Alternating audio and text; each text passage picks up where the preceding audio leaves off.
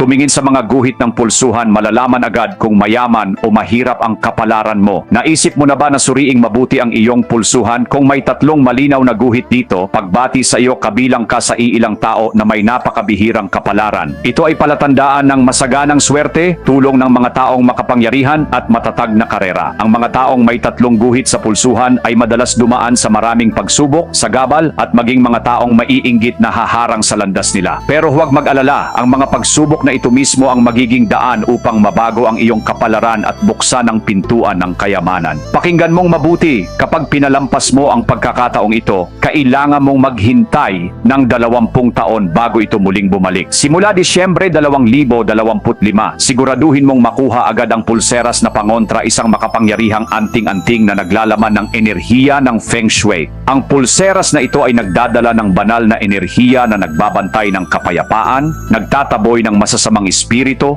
at nag-aalis ng kamalasan at kapahamakan. Kasabay nito, ito rin ay parang pintuan ng swerte na nag-aaakit ng kayamanan, nagpapatatag ng karera, nagdadala ng mga taong tutulong at sinasamahan ng swerte saan ka man magpunta. Kapag isinusuot mo ito ng palagian, ikaw ay laging protektado ng positibong enerhiya, nagiging panatag ang isipan, nagliliwanag ang kapalaran at umaagos ang yaman sa iyong buhay. Ang pagkakita mo sa video na ito ay hindi aksidente.